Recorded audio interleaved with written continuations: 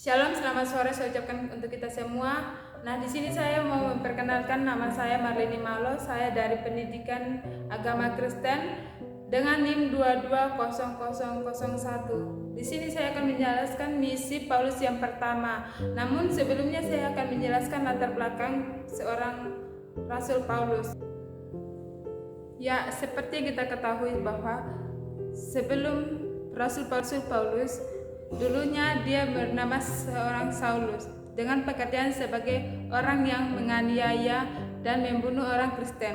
Karena saat itu orang Kristen dianggap sebagai orang yang mengajarkan pengajaran sesat yang menentang dari pengajaran-pengajaran Tuhan.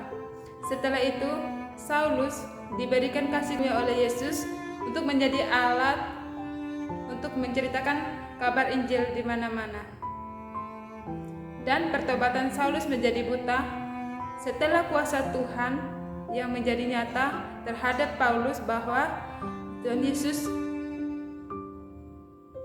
Setelah Saulus disembuhkan dan menerima pertobatan, ia menjadi murid yang belajar tentang kebenaran dan namanya diganti menjadi seorang Paulus yang menjadi kabar Injil yang luar biasa.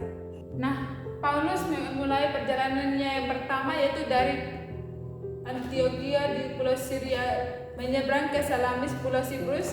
Ketika berada di Salamis, Rasul Paulus dan Barnabas melakukan penginjilan di rumah-rumah ibadat orang Yahudi dan mereka dibantu oleh Yohanes.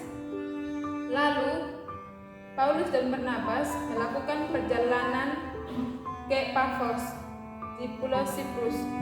Ketika berada di Pafos, nama Saulus berganti menjadi Paulus.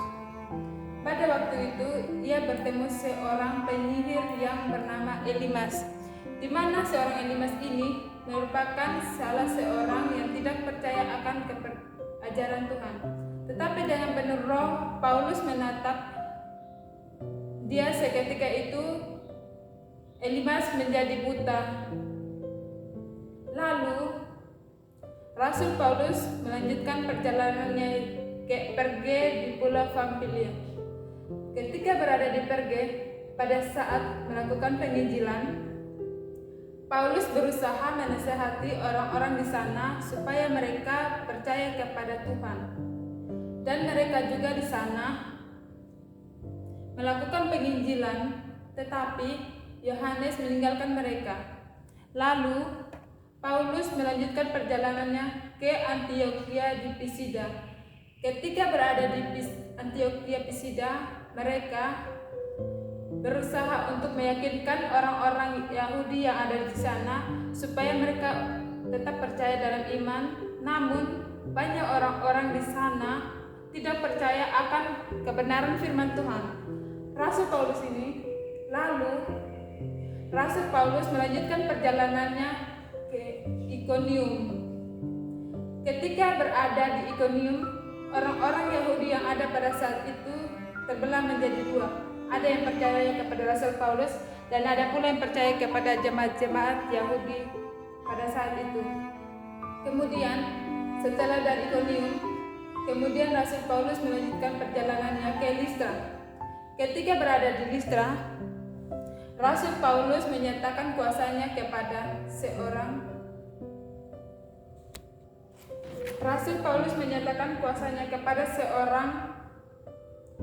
lumpuh, yang dimana ia menyembuhkan orang yang lumpuh ini. Dan seketika itu juga banyak orang-orang yang takjub akan kuasa yang dilakukan oleh Rasul Paulus ini, yaitu di mana ia menyembuhkan orang yang lumpuh ini.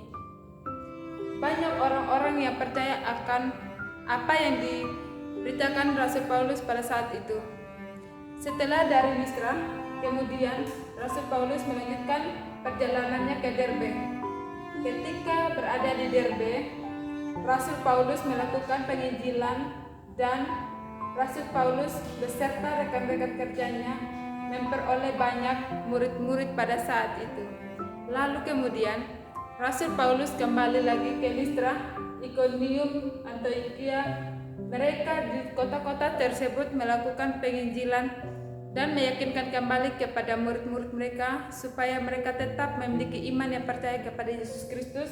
Setelah itu, Rasul Paulus menjelajahi seluruh Pamfilia dan akhirnya mereka pergi. Ketika mereka mulai Rasul Paulus, kemudian Rasul Paulus melanjutkan perjalanannya ke Derbe. Ketika berada di Derbe, Rasul Paulus melakukan penginjilan dan Rasul Paulus beserta rekan-rekan kerjanya memperoleh banyak murid-murid pada saat itu.